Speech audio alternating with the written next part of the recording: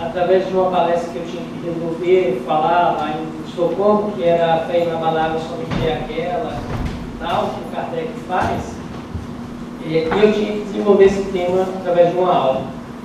E aí eu ia desenvolver vantagens e desvantagens da fé e da razão, e acabou o Espírito falando, olha, por que você não transforma isso numa fábula filosófica, coloca como se fosse uma história infantil. A fé vira uma rainha e a razão também. E elas vão lutar no poder para ficar um pedaço aqui.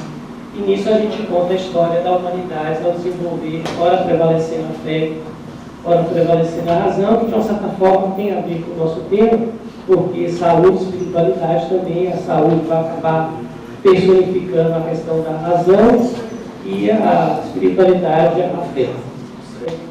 Primeiro, o conceito de ser humano. O ser humano não era um ser humano exclusivamente biológico, ele era um ser humano que era dotado de algum princípio vitalista ou um espírito e tinha a parte orgânica física. Então, sempre, em todas as culturas, essa associação era necessária para tratar tanto a questão do corpo, como também da alma, do espírito, seja lá como que ele designar. Então, outra coisa interessante é que com o desenvolvimento do cristianismo, a partir do século I depois de Cristo, a igreja vai assumir, vamos dizer assim, a igreja conhecida da igreja católica, apostólica romana, que era a única no Ocidente, ela vai estabelecer um domínio de como se faz espiritualidade. Não sei se vocês sabem, uma das grandes contribuições do cristianismo é exatamente dentro da área da saúde. Porque, como os primeiros apóstolos, eles criam casos de estabelecimentos que não tinha naquele tempo, que era uma coisa interessante, é que grande parte das culturas, elas tratavam só os seus semelhantes. Então, os judeus que cuidavam dos judeus, os gregos dos gregos. E os cristãos, primeiro, o que acontece? Eles vão cuidar indistintamente de todas as pessoas e de todas as patologias. Por exemplo, mesmo pessoas com doenças incuráveis, a gente vê muito fortemente a questão da hanseníase, elas eram tratadas, cuidadas até morrer. Então, o cristianismo vem com força total no sentido de cuidar das pessoas usando as medicações ou as ervas que eles tinham disponíveis naquele tempo. Então, durante mais de 1.800 anos, quem vai manter o ensino sobre saúde é a religião católica predominante. Então, as ordens religiosas eram responsáveis por construir e estabelecer os primeiros hospitais. Tanto que o primeiro hospital nasce no ano de 370, na Cesareia, pelo bispo Basílio, para abrigar e tomar conta de pessoas que eram portadoras de hanseníase. Esse é o primeiro hospital que se tem notícia no mundo, construído através de uma instituição religiosa. E a gente pode observar que essa ligação ainda se perpetua até os dias de hoje, com que muitos hospitais e escolas ainda hoje são mantidos por instituições religiosas. As Santas Casas, todos do Brasil inteiro, muitos hospitais são mantidos por instituições religiosas, por exemplo, a Fundação São Camilo. São Camilo, todas as unidades deles têm um princípio, uma filosofia por trás religiosa. Hospital Santa Catarina em São Paulo, aqui eu não sei a realidade de vocês, mas provavelmente devem ter também hospitais que são mantidos por instituições religiosas. Aí o que acontece? Essa ligação que sempre foi, vamos dizer, dita normal, considerada desejável e realmente influenciada pelas religiões, no final do século, no início do século XIX, final do século XX, início do século XX, Freud vai escrever então um livro chamado Futuro de Ilusão. Aliás, esse livro está traduzido em português, eu aconselho que vocês leiam esse livro. Onde ele vai falar a respeito de que a religião causava doença ou problemas, pelo menos do ponto de vista de saúde psíquica ou mental. Próximo.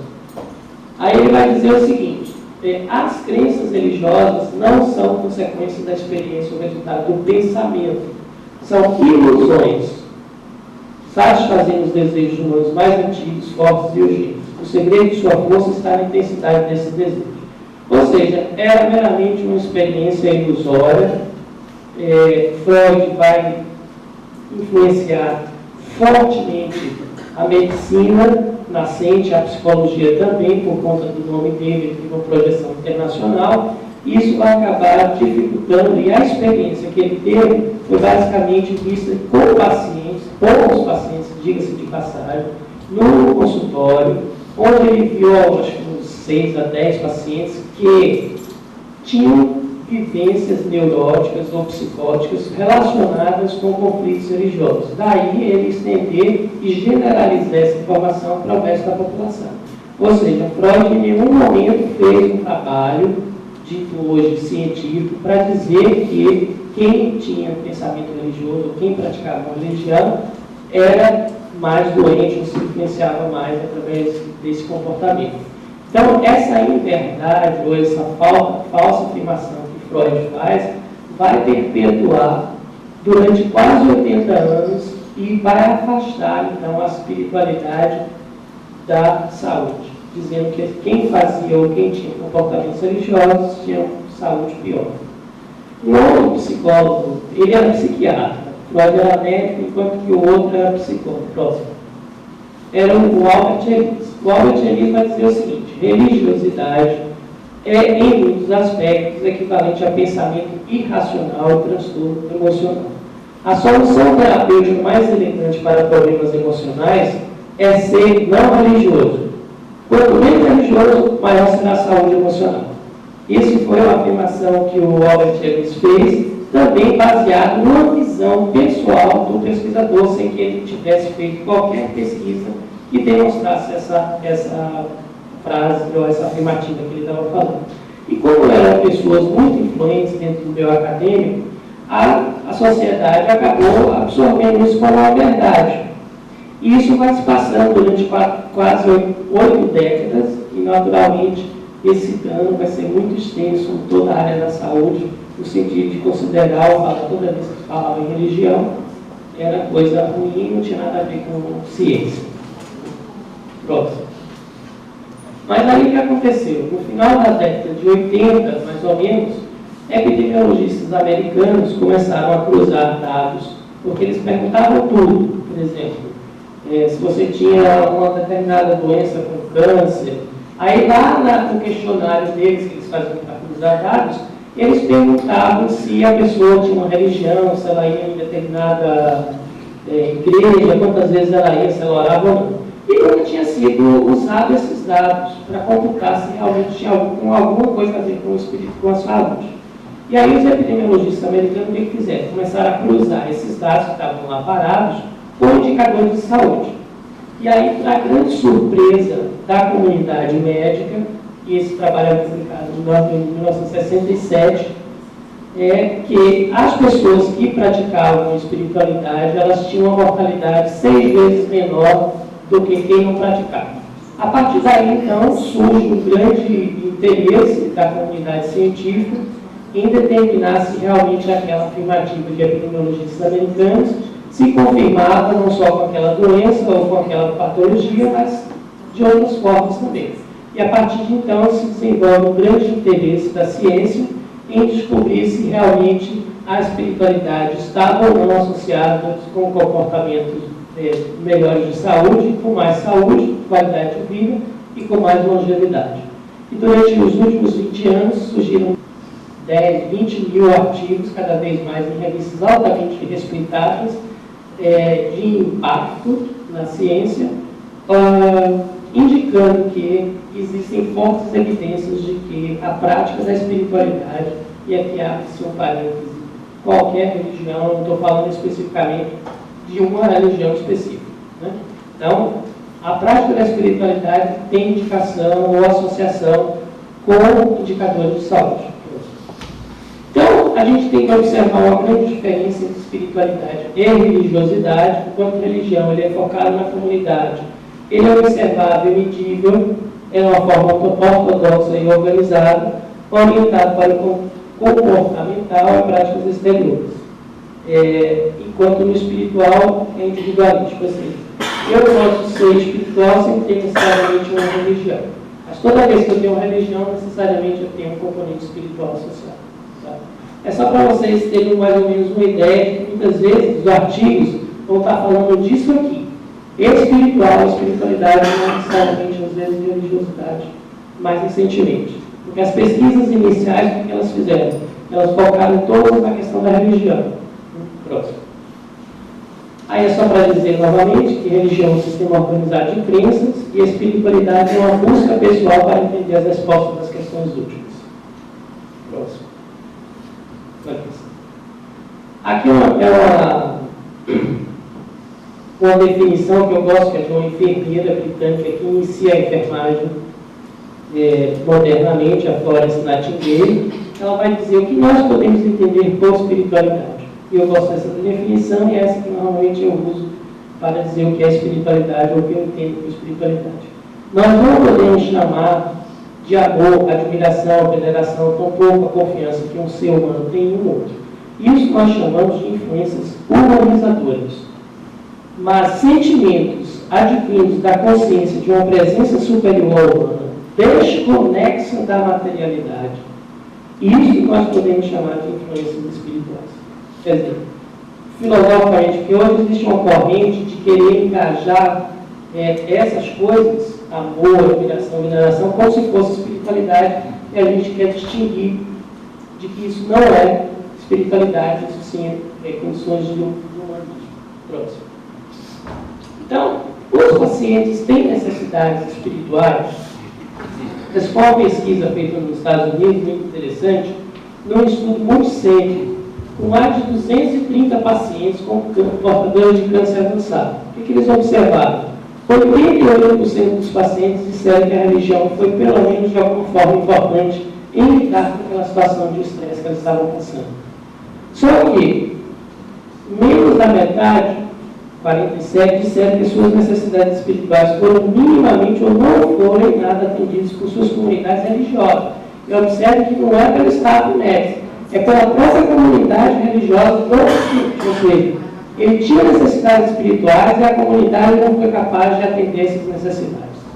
Aí, quando se observa isso dentro do hospital, ou seja, aqueles pacientes que estavam com câncer avançado, que tinham necessidades espirituais, essas necessidades espirituais se eram atendidas ou não pelo staff médico, pelos enfermeiros, médicos, psicólogos, hospitais, e lembrar que nos Estados Unidos tem a figura do capelão praticamente em todos os hospitais, ou seja, é um profissional, faz parte da equipe de saúde, são treinados, educados, capacitados para atender as necessidades espirituais dos pacientes que estão internados em hospitais americanos.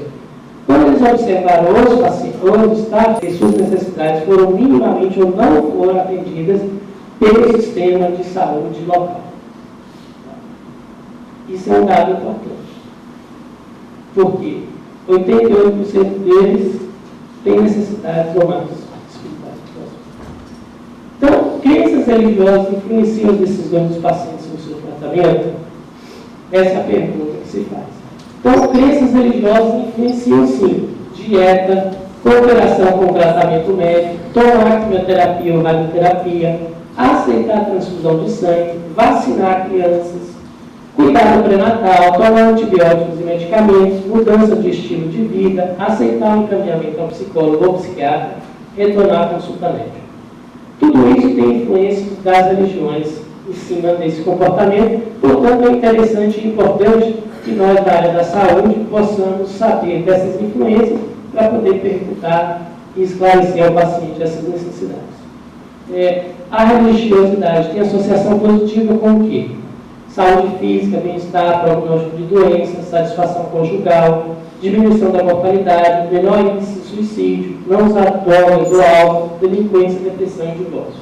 Ou seja, quem tem religiosidade ou tem uma espiritualidade vai melhor nessas questões. Ou seja, tem menos depressão, divorcia menos, tem menos delinquência, usa menos álcool e drogas. A religião é prejudicial ou benéfica à saúde? Quando ela é benéfica? Por que ela é benéfica? Ela reduz a ansiedade existencial, oferece esperança, sentido e significado, ajuda a enfrentar o sofrimento, que a gente chama de coping, oferece soluções aos conflitos, lida com o problema perturbador da morte e dá a sensação de poder e controle. Suprime estilos de vida autodestrutivo, promove coesão, fornece identidade. Eu vou passar rápido porque tem um monte de coisa para falar. Quando ela é prejudicial, porque ela inibe a sexualidade, divisão entre santos e pecadores, os salvos e os do mundo, cria intolerância e hostilidade aos de fora, cria paranoia, interfere com o pensamento racional e crítico. Pronto. É prejudicial também porque ela gera culpa, diminui a autoestima, reprime raiva, ansiedade e medo através de crenças punitivas, impede a autodeterminação, o crescimento pessoal e o funcionamento autônomo e favorece dependência, conformismo e sugestibilidade. Aqui é um estudo interessante que às vezes nem sempre a espiritualidade faz bem. E uma das formas que ele não faz bem é a questão do estresse religioso. Com 444 pacientes clínicos hospitalizados acompanhados por 2 anos. O que eles fizeram? Eles pontuavam, faziam essas 7 perguntas e cada pergunta tinha um valor, no máximo, variando até ter 3. E a partir de um determinado score de pontos, você ia aumentando a chance de quê? De aumentar a mortalidade independente da saúde física e mental. Ou seja, suponhamos que eu fale, penso se Deus tem me abandonado. Eu falo, verdadeiro. Eu ganho 3 pontos na escala. E aí eu vou ganhando os pontos, e à medida que eu vou ganhando os pontos, maior a probabilidade de eu morrer. Porque está associado com o estresse religioso, e esse estresse religioso, quando a espiritualidade ou a religião é tomada como uma forma punitiva. Então a gente pode ver as perguntas aqui. Sinto-me sentindo punido por Deus pela minha falta de devoção, penso que fiz para Deus me punir, questiono o amor de Deus, penso se minha igreja tem me abandonado, acredito que o diabo tenha feito isso e questiono o poder de Deus. Próximo. Aqui é um sumário de alguns estudos que foram feitos antes de 2000 e que estavam em relação positiva entre saúde e espiritualidade. Por exemplo, sensação de bem-estar, esperança e otimismo. 91 de 114 estudos acharam uma associação positiva entre saúde e espiritualidade. Prognóstico e significado, propósito e significado de vida, 15 de 16 estudos. Depressão, ou seja, menos depressão, e quando tinha depressão se recuperava mais forte, mais rapidamente, 60 de 93 estudos. Suicídio, 57 de 68 disseram que os pacientes que tinham envolvimento religioso ou espiritual se suicidavam menos. Ansiedade e medo, insatisfação no casamento e apoio social. Aqui na saúde física, melhor função endócrina e imunológica, 5 de 5 artigos. Menor mortalidade por câncer, 5 de 7 artigos. Níveis pressóricos, doença cardíaca e menos derrame. Próximo. Aqui estudos mais recentes, esses alguns são, eu peguei aleatoriamente, por exemplo, comportamentos religiosos estavam associados com a progressão mais lenta da doença de Alzheimer. Não é que curava a doença de Alzheimer, mas a doença ela ia de uma forma mais lenta, mais gradual. Menor incidência de complicações cirúrgicas por pós-operatório de cirurgia cardíaca. Fazia cirurgia e tinha menos complicações de quem não tinha espiritualidade. Maior longevidade. Isso aqui é um estudo interessante, que é o seguinte: maior longevidade se vive em uma vizinhança religiosa, ou seja, não precisa nem ser religioso. Se o seu vizinho é religioso, já está satisfeito. Você vive mais. Por que isso? Porque tem a questão do padrão de comportamento. Ou seja, o vizinho tem um padrão de comportamento de aceitabilidade. E como você, a gente é um animal global, a gente quer ser aceito pela comunidade onde a gente está inserido. Se o vizinho não fuma, não bebe, reza, vai na igreja, eu também vou adotar esse padrão de comportamento para que eu possa ser aceito pelaquela vizinhança ali e, portanto, a religião externa influencia um comportamento e uma atitude que vai levar a atos mais saudáveis. É um artigo interessante, foi publicado numa revista bem conceituada, que é no Annals of Epidemiology. Esse é um trabalho também muito interessante, que é a frequência religiosa associada com a diminuição de mais de 90% em doença meningocócica em adolescentes igual ou maior que com vacinação. Ou seja, o que eles observaram? Eles compararam 2 grupos, um que tinha sido vacinado. e o outro que não tinha sido vacinado, mas com relação à frequência religiosa da pessoa. Ou seja, aqueles que não foram vacinados, mas que tinham uma alta frequência religiosa de orações na igreja e tal, estavam tão protegidos quanto quem tomava vacina. Claro que não recomendo isso a ninguém, gente, pelo amor de Deus, tome a vacina, tá? Mas é uma pesquisa que observa que existia um componente aí que estava influenciando a imunidade da pessoa em adquirir uma doença contagiosa, que era a doença meningocócica. Esse é na região lá da Dinamarca, que fala que as pessoas que têm uma religião, elas vivem mais. Esse é um estudo também muito interessante, que são pacientes HIV positivos que mostraram um aumento na espiritualidade ou na religiosidade, ou seja, pacientes que acabaram de ter o diagnóstico de que são HIV positivos. E a partir daí eles começaram a frequentar religião, seja ela qual for, ou práticas religiosas, orar, fazer meditações, após o diagnóstico. O que eles observaram? Maior contagem de CD4, que é aquela célula de defesa que defende contra as infecções, e menor carga viral durante 4 anos que eles foram seguidos. Quer dizer, havia um impacto na saúde física das pessoas. Próximo. Aqui é só para vocês comporem e verem quais são as religiões principais, à medida que nós estamos indo em direção a 2007, a quantidade de católicos vem caindo no país, evangélicos vem subindo, os espíritas também, mas muito discretamente. Né? E as outras religiões aqui. Sem religiões não significa que são ateus, tá? Não tem uma denominação religiosa específica. Próximo. Aqui é religião por estado. Os mineiros, eles são mais católicos, são mais tradicionais. Os aí que está lá. E o Rio de Janeiro ele tem uma predominância maior, um pouco de evangélicos, juntamente com São Paulo. Espiritismo se vê que aumenta um pouco, né, nesses estados. Próximo. A frequência brasileira na igreja. Costumam ir à igreja ou a cultos religiosos. Quase 90% da população, independente do estado, vai, pelo menos, se a gente for ver, vai alguma vez na igreja.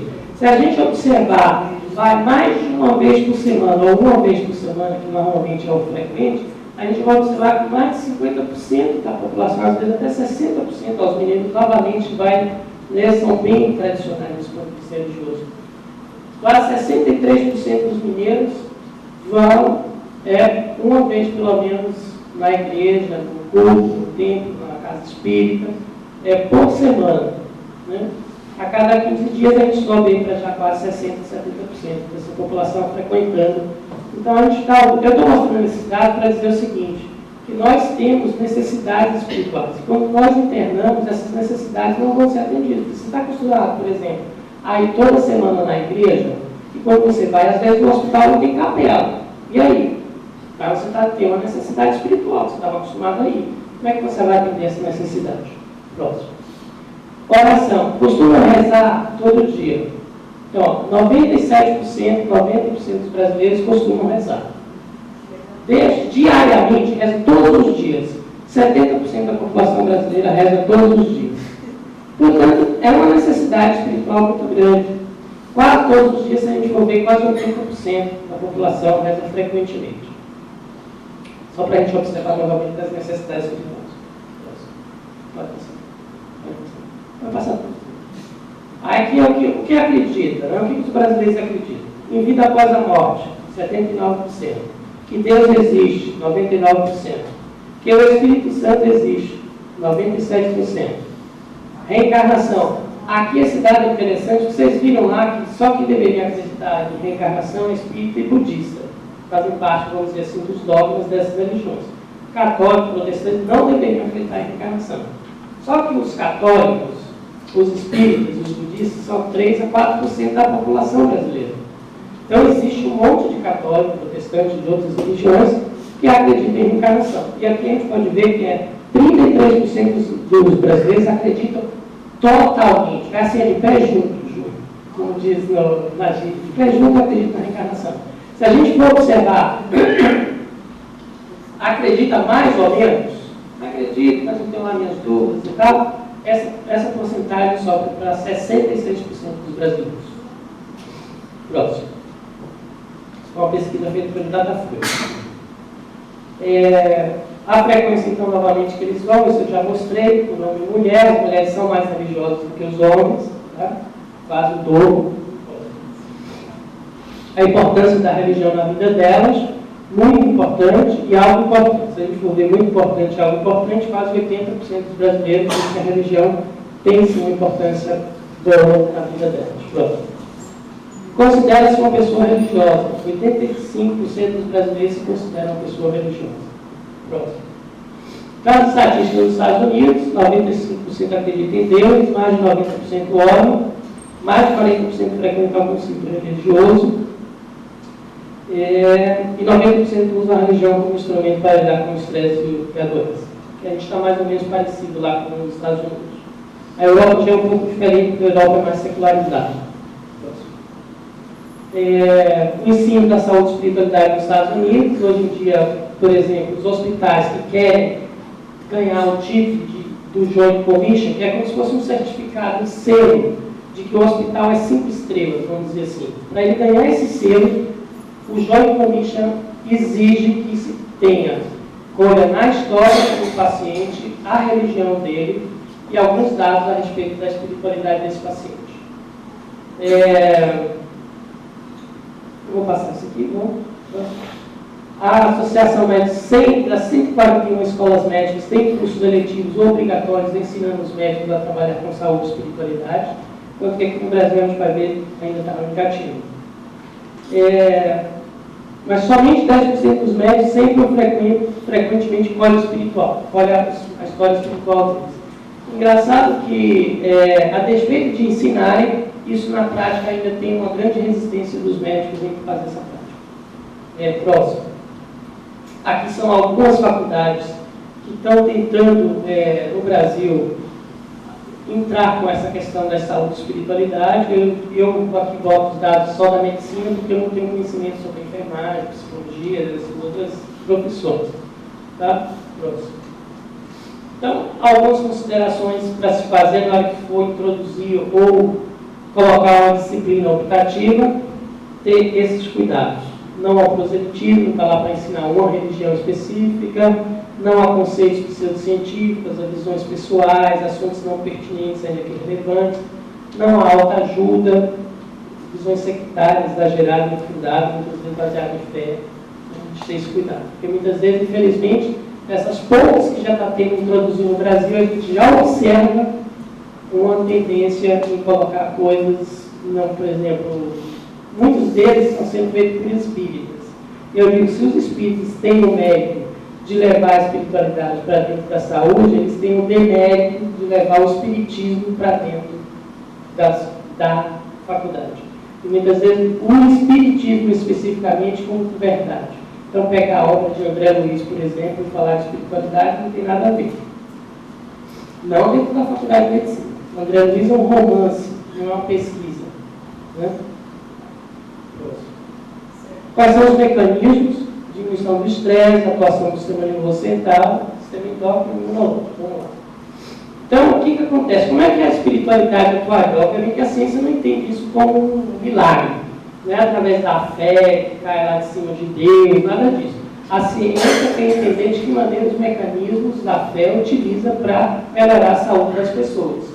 A proposta é que a espiritualidade atuaria no sistema nervoso central e, através do sistema nervoso central, influenciaria o sistema imunológico, fazendo com que o sistema imunológico fica mais, digamos assim, esperto.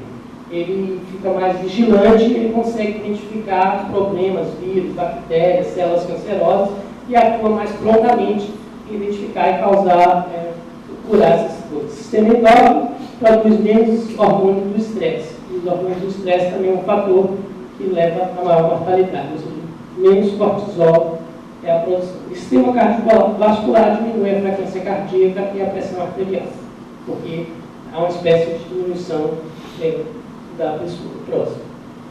Aqui é só para vocês mostrarem, então, o pensamento, a prática da espiritualidade, atua no sistema nervoso, que vai, então, para o eixo hipotalâmico, sistema endócrino, sistema imunológico. Próximo. Então, fatores que influenciam o sistema imunológico, tais como depressão, a habilidade para lidar com o estresse, apoio social, trabalho e infantilismo, tudo isso é influenciado pelo comportamento religioso. Então, às vezes a pessoa fala assim, mas a espiritualidade não tem nada a ver, porque ele influencia, na verdade, quem está influenciando são esses aqui, ó, depressão e tal, mas essa depressão é influenciado por um comportamento religioso. Então, no fundo, quem está influenciando é a religião, e não a depressão em si.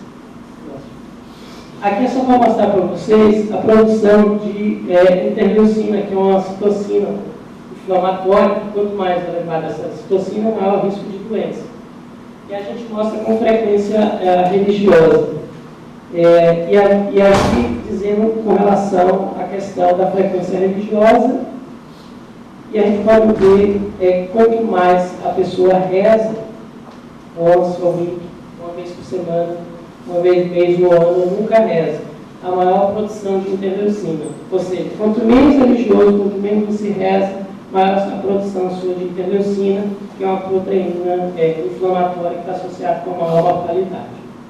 Esse é um estudo, porque tem milhares. Eu trouxe alguns só para vocês observarem. Envolvimento religioso e medição da atividade do sistema imune em 112 mulheres com câncer de mama metastático. O número de células NK, ou seja, quem praticava células NK é aquelas chamadas natural killers, são as células assassinas, mas por contrário, elas são boas para nós, assassinas porque elas matam os tumores, os vírus. Portanto, quanto mais células assassinas nós temos, melhor para a gente, porque a gente mata os tumores melhor e controla melhor esse sistema. Então, quem tem envolvimento religioso tinha maior número de células NK. Entendeu? Ficou claro isso aí? Contagem de células T-helper, CD4 também, e linfócitos totais. Ou seja, quem tinha, as mulheres que tinham câncer metastático de mama, que praticavam religiosidade, lidavam melhor com essa questão. O comportamento religioso e espiritual também está propenso a cuidados preventivos, não é só curativos, mas preventivos. Eles se vacinam mais contra a gripe, fazem mais screening para o colesterol, quem é religioso. Propenso a screening de próstata, fazer mais Papa Nicolau e mais mamografia. Se cuidam mais. Isso. Próximo. Então, 2/3 dos pacientes indicam que eles gostariam de ter suas necessidades espirituais ouvidas como parte do seu tratamento de saúde. Eles acreditam que os médicos deveriam perguntar sua religião bem espiritual, depende de uma série de fatores. Disseram que eles teriam mais confiança nos seus médicos se eles perguntassem sobre suas crenças. E a favor que os médicos orem com eles. Próximo.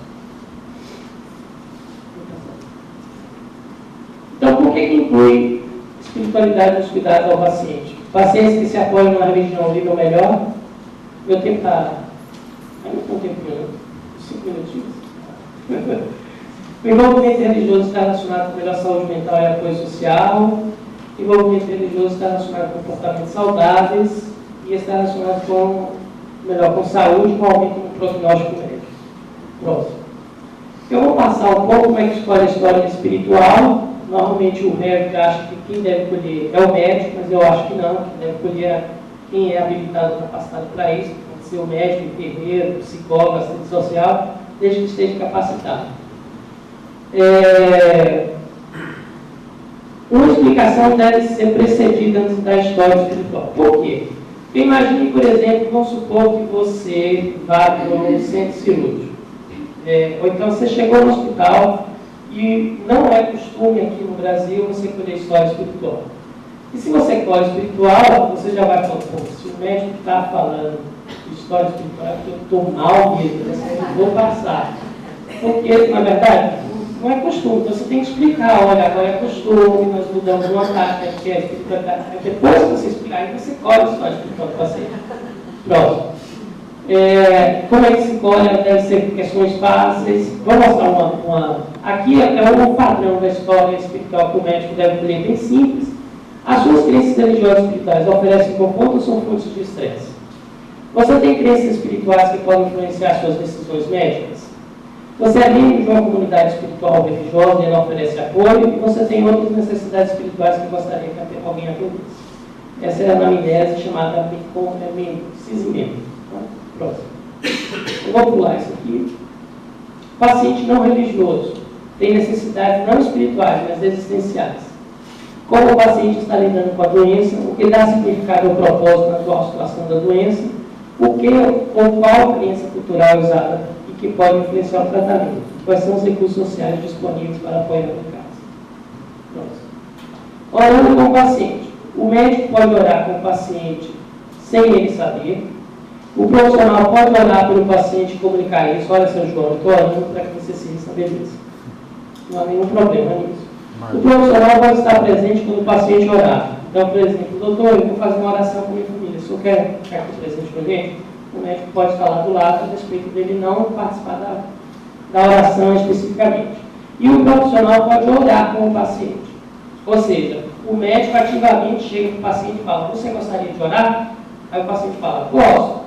Vamos então orar. Aí você vai com o paciente, que é outra coisa que você tem que ter cuidado. Né? O paciente não está acostumado, ou o médico de novo está querendo orar, sinal que a coisa não está boa. Ele só vai perguntar: eu já estou indo, doutor? Exatamente. Aí eu acho que assim, a gente deve ter cuidado na questão da oração. Que primeiro, a oração ela é feita geralmente em 1 minuto, nada de um sermão. Falar em um tom moderado, né? Ô Senhor e tal, e aí os outros quartos todos, a enfermaria está sabendo que não é que está orando ali naquele instante. Então, fazer uma forma discreta, dentro da religião tradicional do paciente, como é que ele está lá para orar na religião dele, e sim da tradição do paciente. Pronto. Então, qual é a história espiritual? A religião do profissional é a mesma, mas não necessariamente. Tá? Eu posso ter uma religião e o paciente outra, e desde que eu sei respeitar a religião do paciente, eu posso orar pelo paciente. Eu posso me interessar, por exemplo, em ver como é que é uma oração no judaísmo, no budismo, e eu vou fazer uma oração respeitando, que eu acho que reforça exatamente, dizendo: olha, eu não estou aqui para passar a minha religião, eu estou aqui para lhe ajudar. Eu até aprendi, por exemplo, como é que se reza, não sei se reza para Buda, mas se pede a Buda que vem ali a ligar o sofrimento dele, entendeu? Ou para Moisés. Pergunte ao paciente se ele deseja orar, nunca presuma que ele quer. Tá? Diga uma prece pequena, confortadora, fale de maneira gentil e não levar mais que um minuto. Porque tem gente também que começa a orar e não para nunca mais. Vai pedindo por Deus, por santos, para todo mundo, e não acaba nunca. Aquela prece fica uma coisa angustiosa, longa. Então, vamos incluir quando o paciente tiver mais tempo. Não é que, por exemplo, você vai comer uma história espiritual, o paciente chegou infartando. Mas aí, qual é a história espiritual? Como é que você reza? Não, doutor, eu estou infartando. Não, mas como é que você reza? Como é que você reza? Não. Tem que saber a horária propício para como fazer isso. Né? Então, vamos fazer na admissão, no hospital, numa casa de repouso, isso como parte e durante o check-up, quando você tem mais tempo. Ou então você vai tirar uma verruga lá, não tem nada a ver perguntar também sobre a espiritualidade do paciente. Que pode resultar: habilidade de dar melhor concluência, aderência ao tratamento, a mobilização do apoio, o próprio curso da doença, né, e traz benefício para o profissional. Próximo. Os benefícios profissionais é que não sente menos técnico, e sim o profissional que tem uma missão, que ele está fazendo bem, enfim, tem uma série de vantagens para o profissional. As consequências negativas: o paciente se sente ofendido, porque a religião do profissional é diferente da dele. O paciente pode chegar para o médico também e falar assim: qual é a sua religião? E o médico às vezes vai se sentir constrangido em dizer qual é a religião dele, especialmente se ele não tem religião.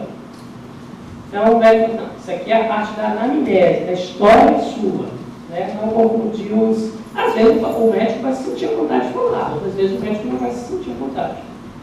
O paciente se sente ofendido se achar que a sua religião não é suficientemente levada em consideração.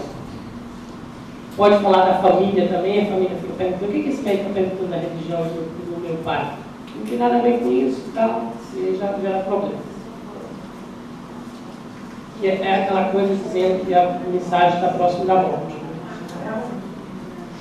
Então, as barreiras, a falta de conhecimento, em geral os profissionais não fazem isso porque eles não foram treinados, tem falta de tempo, desconforto com o assunto, medo de impor suas visões, e o conhecimento sobre a religião não é relevante aos cuidados médicos. podem causar danos quando as crenças são rígidas e inflexíveis, crenças religiosas são mágicas, são usadas no lugar do tratamento, falando, olha, não, Jesus vai me curar. Então, larga o antihipertensivo, o remédio para diabetes, só Jesus vai curar. Jesus cura, usando também o remédio para diabetes e tal. Você não pode abandonar o tratamento tradicional para usar um tratamento exclusivamente religioso. As preces intercessórias, o Guilherme falou muito discretamente, também nem vou tocar muito nisso. Nossa, é importante a gente conhecer várias religiões para ajudar melhor o nosso paciente.